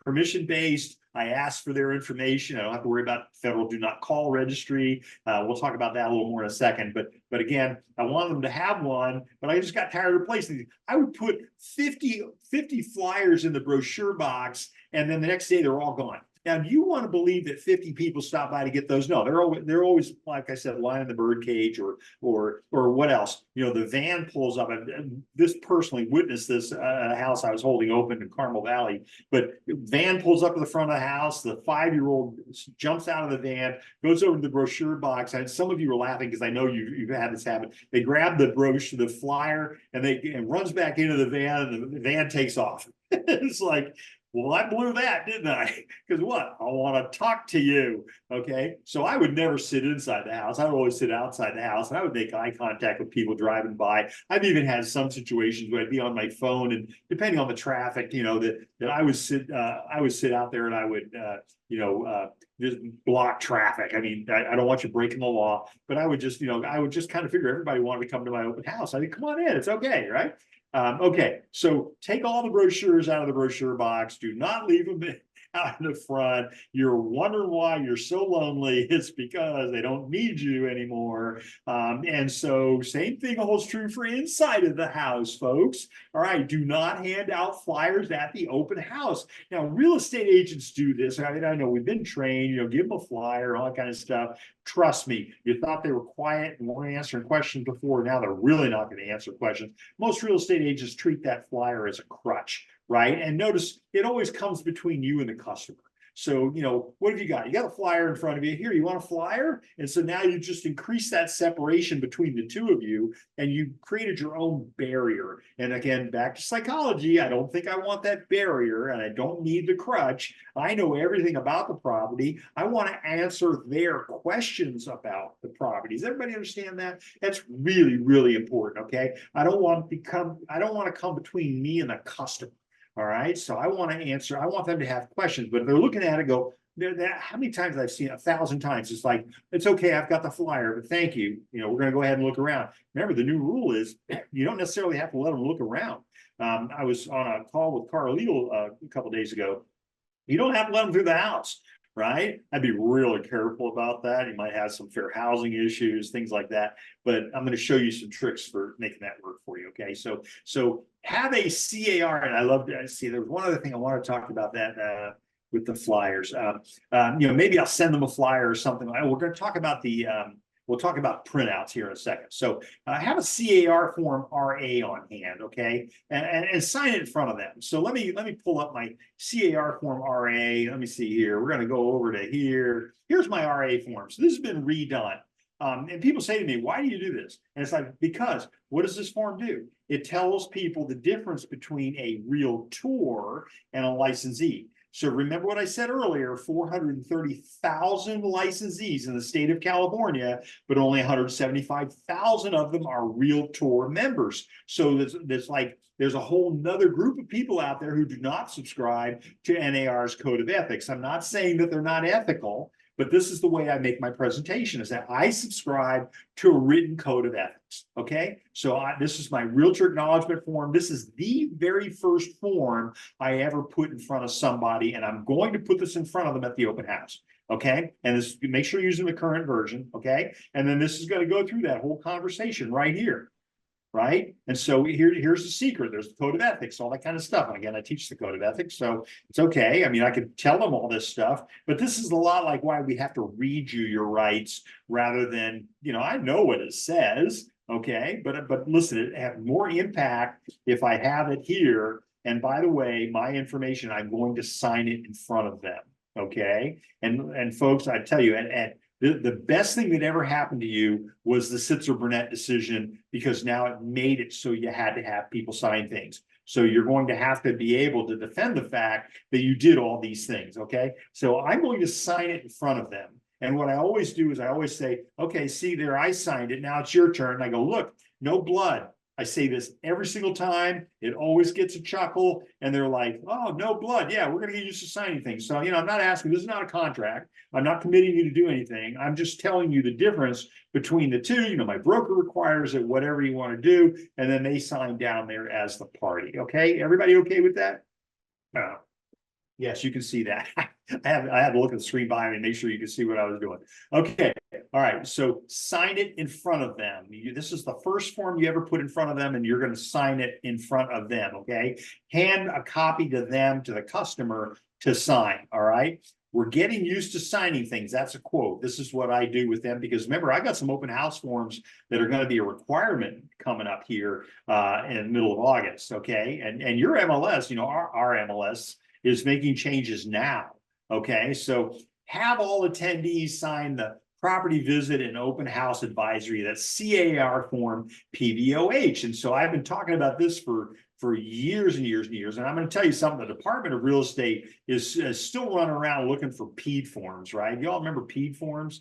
They're still looking for those. Remember, you have to retain them for 3 years. And I think we're still in that 3-year window. But this is my property visit and open house advisory. I get this call all the time. So number one, there are recording devices, okay? My brother tells me, he's got his house open, it's vacant, and people stand right in front of the camera and have the buyer right in front of the camera has a conversation with their agent about the house. And I'm like, folks, you need to have your people sign this. You need to be aware of the house, that they're aware of the fact that these houses are being monitored. You can't get within a mile of Linda's house that she doesn't see you coming. Okay, inside the house, no, she won't allow any cameras inside the house. But listen, our clients are doing this. That's why we created this form. So now you're giving another excuse for somebody to sign something. So recording devices, okay, visitor safety. I had an attorney call me the other day. lawsuit, right? I mean, God, I have so many of these calls. What happened? Well, they were serving alcohol at the open house. Okay. And the individual, wearing heels. So I don't know if it was male or female, but drinking alcohol and slips and injures themselves and files a lawsuit against the seller's agent, right? The brokerage. Okay. Visitor safety says it right here. Again, remember my thing about alcohol. So there it is. Visitor safety. Read it. May not have adequate traction. Okay. We created all this back when we had COVID and all that other kind of stuff going on. Animals or pets. I don't let people bring their own pets into the house unless they're service animals, that kind of thing. But people just do the craziest things with pets, and it's like, don't put your face down near an animal that you don't know. The animal doesn't know you, and they're very unpredictable. We can't ask them later on why they bit you. I mean, we just don't have any way of knowing. Accompanying minors. So you're holding your house open, and in comes the family, and boom, off go the kids. Right? It's like, no, we're not doing that. You need to keep your kids under control, and bring them back here. No, you may not go look at the house. I need all the kids together. Here's the form you signed. You're responsible for what they do. Okay. I did an interview for one of the local news stations, and this is why I always tell you have more than one person at the house. And they asked me what was being stolen out of houses, and I said, well, they're going into the home, and usually the bad people will travel in pairs, and one of them will engage you in a conversation, and the other one will go up and rifle through the medicine cabinet. So the interviewer asked me, she says, well, what are they taking? And I said, well, they're not taking your cholesterol medication, right? They're taking your opioids, they're taking your painkillers and things like that. And so this is the problem, right? This is why I always want to have more than one person at the house, because they will split you up. Okay. And then finally, risk of injury. Okay. Is everybody good with that? I just want to make sure I covered that. So I always have the RA form. I always have the PBOH form. Those are important forms to have at your open house before they enter the open house. Why would you give it to them afterwards? Okay. Have an agency disclosure. I think you need to have an agency disclosure. Remember, we talked about this earlier. So here's my agency disclosure form. And it's a really simple form, right? And remember, I get mine, and I'm going to disclose the concept of agency. And this is an important concept that I always, whenever I do my talks for the Department of Real Estate, it's always, remember that we have Civil Code 2079 requires by law that we disclose the concept of agency before we do anything that may actually be agency. And again, a lot of this is going to be helped out by the new law that's going to take effect, or the new rule, Code of Ethics rule, and then later on the law at the first of the year. But I want to disclose the concept of agency, okay? So remember, when you write an offer on a property, paragraph 2B, you confirm agency. So, this is the disclosure. And I always tell the client, or the customer, I say, this is not creating a contract between us, but I am required by law, and you are 2079, look right here, 2079, I'm required by law to disclose the concept of agency to you. So it talks about who the seller's agent is, talks about who the buyer's agent is, talks about the agent representing both, talks about your responsibilities, right? And so I'm always going to ask them, do you have a buyer representation agreement with somebody? That is the easiest way for me to get them to sign it, is to ask them if they have one. Most of the time they say no. And it's like, really? You're out on your own looking at property? Well, okay. So the law says I have to do this with you. And so that's what we're going to cover that in just 1 second. It's not going to be a buyer agency class, but have that agency disclosure form on hand so that you can go through the whole thing. By the way, I should show you really quick. I was asked to proof page 2 of this form. Probably among the smallest handwriting or smallest print you're ever going to see. I proofed this about 25 years ago. I was asked to proof it. And it was interesting because the only mistake I found right here where it says agents down here at the bottom right had been misspelled agnets.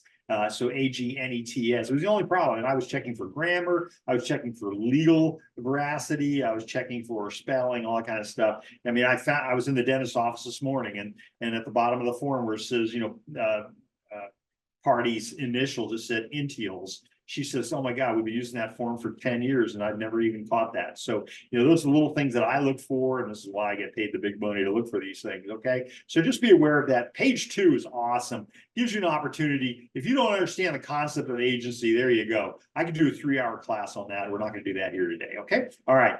Especially if you're holding an open house for a broker that's not your own. Okay, remember, the listing is with the blue people, you're with the red people. You definitely want to have this form signed by people when they come into the property so that it's very, very clear. And again, it'll say on there your brokerage name, your brokerage company's name, because you want to make sure that you don't have undisclosed agency. And Dan, thank you for asking that question earlier today, because it's really very, very important. Listen, I'm pretty good about going to court, but I don't want to be, I want to be in the expert stand. I don't want to be in the victim stand or the plaintiff stand. Okay, so good question, Dan. Thank you. Have it completed in advance, have it filled out. You sign it first. Then they sign it, and you always give them a copy. Anything they sign, you always give them a copy. So bring extra copies. Don't just have one. Print them out, put them onto your zip forms, put them or your Glide, whichever you're using, and complete the form online, and then print. How many people do you think are going to be there? 10? Okay, print 10, print 20. You can always use them next week. There's no date on them, right? Okay. And you're going to fill them out while they're sitting there. So, okay, next. Pushback. What kind of things do you get from people that say, I don't want to sign anything, I'm not agreeing to anything? It's like, you're not agreeing to anything. It's a disclosure, and I'm required by law to disclose it to you. So here, you're not going to sign it. I'm take your picture with the form. You don't have to go crazy, right? But the law requires that we disclose the concept of agency. Okay, so it's a great hook for you. It does not create a contract between us. All right, it does not mean that I am your agent. Okay, and remember, if they have an agent, if they say I have one, and I've had that happen where they'll say, well, I have an agent. I go, really? Who is it? I probably know them. I've been president of several associations of realtors. I probably know who they are. And of course, then they're like, oh, okay, well, we really don't have an agent. It's like, okay, well, that's all right. I'm okay with you. Okay, not a problem. You can be here. If they have an agent, I want to be very cautious about what I say, because now you're having an unrepresented conversation with someone who is represented by another agent. Do you and your team, Shauna, thank you. Do you or your team have prospective open house goers sign those 3 forms? Absolutely. We require it. If our agent, we're not done. I've got a couple more, but yeah, if you don't get those forms signed, you don't work here anymore. That's our place, but we're by the book. We just do everything by the number. I am not going to listen, if I get called in by the Department of Real Estate for something, which usually they call me there to give them answers to stuff. But I love the Department of Real Estate, but I do not want to be in that room. And I can tell you, I can do a whole class on what that interview process looks like. It's ugly, and I don't want to be that guy. Okay, so yeah, we make them do this. Okay, it's very, very important. Okay, and I always say, but you're having them sign things, right? So Shauna, thank you for your question. Great question. But you're having them sign things. That's what we're here to do. You're going to sign things, even if we don't work together. The law requires I have certain things that I have to have you sign. And that's just the way you're going to put it. And you give them a copy. Never let anybody walk off without a copy of what they just signed. Okay. And you keep a signed copy with yourself. You don't necessarily have to give them a signed copy. You can give them a blank copy. Okay. That kind of thing. Okay. So again, great question. All right. Always ask the question, do you have a buyer representation agreement with another broker? This is really, really important. Why? There's a couple of reasons. This is long before the Sitzer-Burnett decision, but California Department of Real Estate, and this is what I say to them. This is exactly word for word what I say. And again, if you want copies of this presentation, OCAR will give you copies of this. I've said, listen, let them have everything I do. I don't believe in work product on my end. California Department of Real Estate and the National Association of Realtors Code of Ethics require me to ask. I must ask you whether or not you have a buyer representation. And if they say no, then that's great. That gives me an opportunity to sell them on buyer representation. If they say yes, now I know, who's your agent, go into all that. I remember my former partner, people would come into the open house, and I always tell people, give me your first and last name, right? So, why? Because you want to get their first and last name. So I remember this one time she had somebody come into the open house, and she said, hi, my name is, first name, last name. Okay. And she was really good, right? I mean, didn't really know real estate very well, but she asked a lot of questions. That part I had trained her well. So she gives her first and last name. And so the person just stood there. Okay. And she goes, and your name is? And so they said, well, I'd really rather not give you my name. And so she'd say, okay, can I buy a vowel? God, I thought I was going to lose it. The funniest thing I ever heard, right? I was like, where'd you get that? I didn't teach you that. But, can I buy a vowel? I thought that was hysterically funny. Now, today, you may have the right not to let them into the house. I mean, with the rules and everything, the way that they are. And so, then if they're not going to comply, then, again, talk to your broker about how they want to enforce that. Okay. But DRE and NAR says, I got to ask you the question, and why? Because there may be some potential torts. Okay, a tort is a law. You broke a law. Okay, and so we don't want that, right? We want to make sure everybody behaves themselves. But I'm going to tell you that I don't think I listed them here. Oh, there we go. Interference with contract. That's one of them. If they have a buyer representation agreement with someone and you start talking with them, and they had one and you didn't ask the question, do you have one? That's why January of 2008, NAR changed its code of ethics to require you to ask. Okay, do you have one? Because I don't want to interfere with that contract you have with that other broker. Okay, remember that contract belongs to the broker. Okay, all right. So it's a tort. Trust me, there's some other things in there. So, okay, have a buyer representation agreement on hand, and that's going to be my CAR form BRBC. So let's pull that up here really quick. I'm not going to go through the whole thing again. I do a 3-hour class on this. In fact, I'm doing one coming up again, other places. So anyway, this is the current version of the form. And let me see, did I pull up the new version? Whoops, let me do that. Yes, I did. So I mentioned this earlier. This is the red line version of the BRBC. And so this is the one that hasn't been released, won't get released until Wednesday. Okay, lots of red, lots of changes, right? Again, go to my YouTube video, you will have this form down. You will know what's going on. I did my presentation based on the current existing form, but I'm going to tell you, this is easy street. It really is. I really like the new form. My hat is off to California Association of Realtors, the Standard Forms Advisory Committee. And they won't let me on the committee. And the reason they won't is because they don't think they'll ever get anything done. Because we're going to pick at everything, okay? But that's it's an important thing to know. So that's the form that's coming, and I think it makes things really easy on all of us, okay? So have that form on hand, be prepared, complete it in advance, be prepared to use it. Have an open house visitor non-agency disclosure and sign it. This is the new form. I love this form. Okay, so let me show you this form just really quick. And I don't want to keep you here all day because God, I can't believe where the time's going. Open house visitor non-agency disclosure and sign it. This is a new form that is coming out because why? Because we're going to have those situations where people are going to come into the open house. And do I have to have a buyer representation agreement with them to show them the house? Maybe not, right? So that's what this form is all about.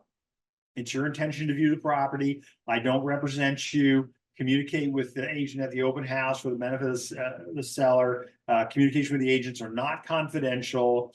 I always tell the buyer, don't tell me how much you're willing to pay. And I always tell the seller, don't tell me how much you're willing to take. That's what the listing agreement looks like. Okay. So, these are important questions. If the visitor writes an offer on the property, this goes through all this stuff. Okay. And then here's my new one, the property showing representation agreement. I'm going to show you that one next.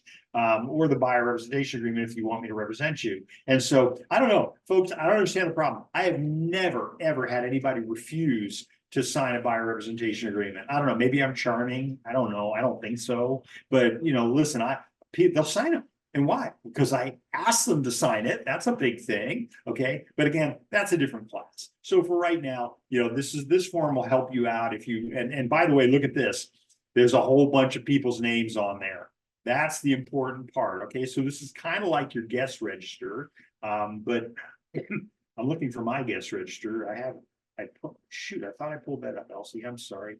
Did I pull up? Oh, here we go. Open house suggestions. Darn it, I had our open house registry.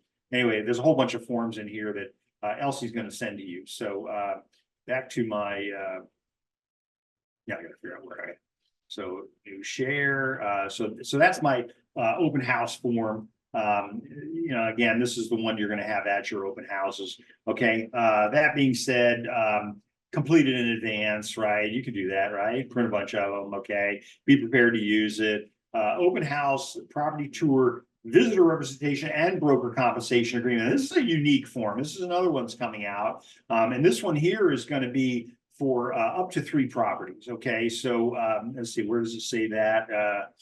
It doesn't say that. Property showing and representation agreement for use with a prospective buyer for up to 3 open house or other properties only. Okay, there's an S missing on that, but I'll get them to fix that. So be aware, that's another form. So this is great stuff. And again, Shauna, to answer your question, depending on if they want to just work with me, I don't need this. I just get a buyer representation agreement. If they don't want to work with me, but they do want me to show them some places, I get this one. Okay, this is like that temporary form. Okay, all right. So that being said, complete it in advance. I keep saying that. Be prepared to use it. Understand what it says.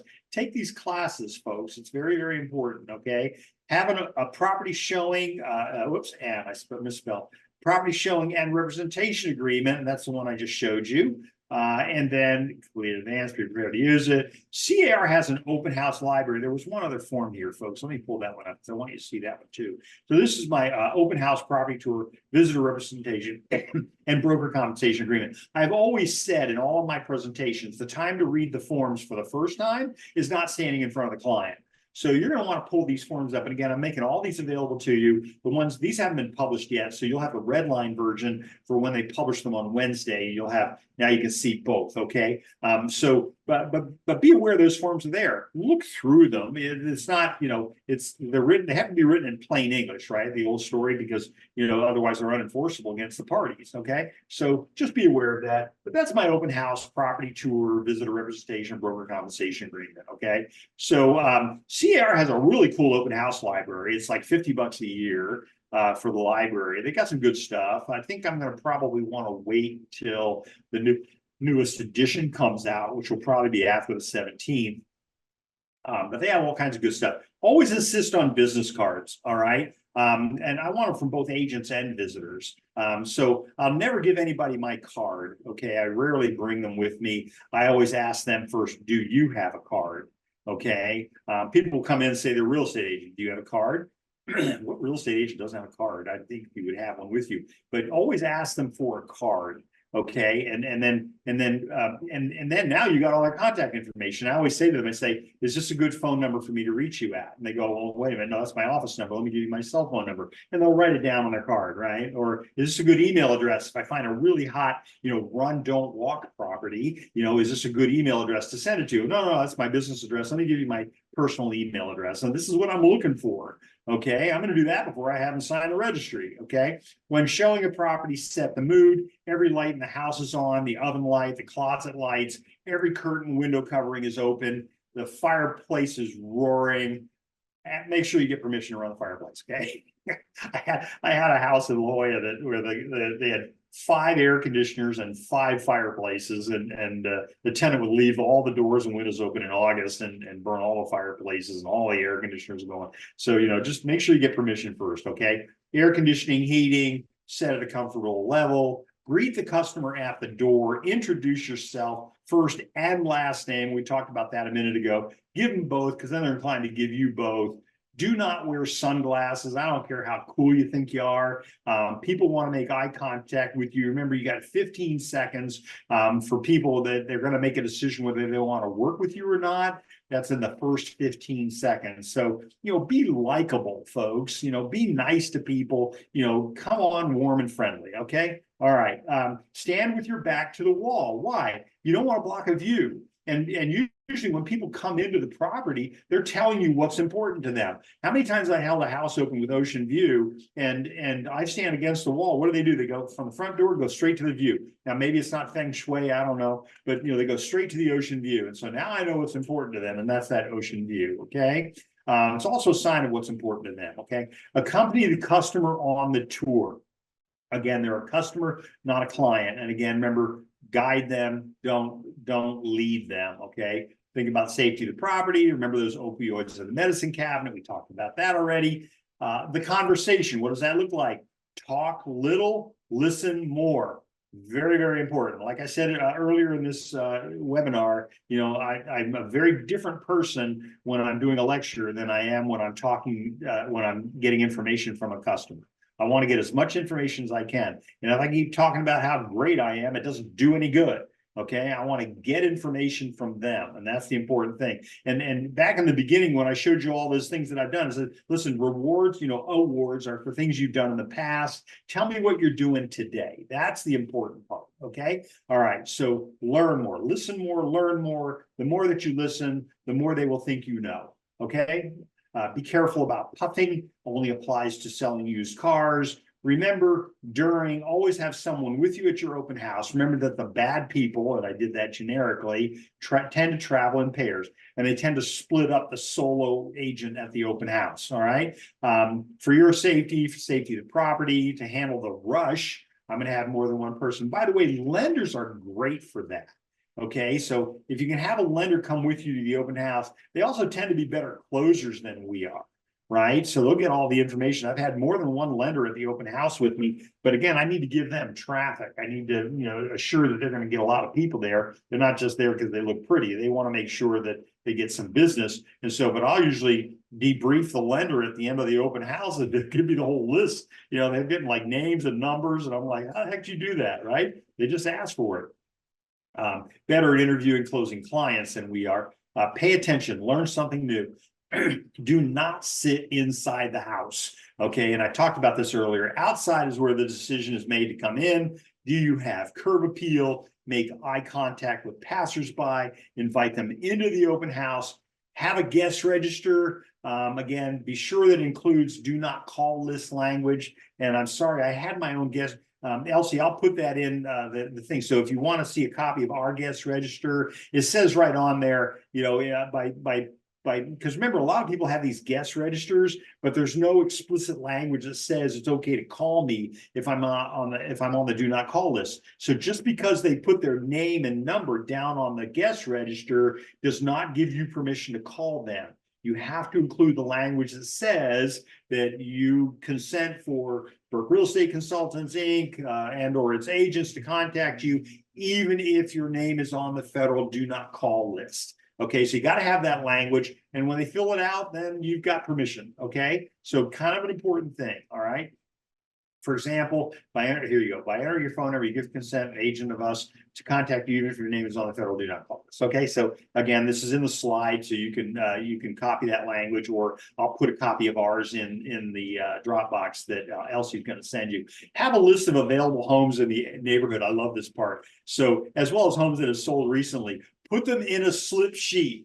Do not bring 15 copies of houses for sale. You're not giving these to anybody. You want to work with them. But for you to think that you're going to hand them a list of homes in the neighborhood and they're going to call you, that's the very old school way of doing things. I'm going to put them in a 3-ring binder. Okay, why? Because I want to keep control of that. They're less likely to walk off with a 3-ring binder than they are with some multiple pieces of paper around. Okay, so put them in a slip sheet, put them in a binder, and have your little all about you thing in there too, make it a presentation so they know they're not just able to walk off with it. Otherwise they will disappear. I guarantee that. They'll take off with them. You're not looking, they'll take them, or they'll just take them thinking that they're okay to take, right? They're not. Do not hand them to people. Okay. All right. Now listen, I want you to make money at this. This is not, you watched me for an hour and 45 minutes. And I'm hoping that you got something out of this, but I want to make sure that you're not wasting your time. I'll have the list, but I want to go over it with them. And if they want to go look at them, yeah, here we go. Let's go, And that's why, again, if I have 2 people, 3 people at the open house, then, I can go ahead and leave with the person and go show them the other property, right? Okay, that's kind of part of the benefit of having more than one agent at the open house. Bring and do real estate related things that you've been putting off doing. Handwrite thank you notes, okay? To people that you met canvassing the neighborhood. Remember that? If you met somebody, send them a thank you note. Okay, just a little thing. You get them down at the Ross, Marshalls. Get them for like $10 for a bunch. I would personally have them. You can have them made anymore for next to nothing. So I've got a whole bunch. That's what I do. I'll send you mine, and then you can. Listen. I've got every single note anyone has ever sent me. I just can't throw them away.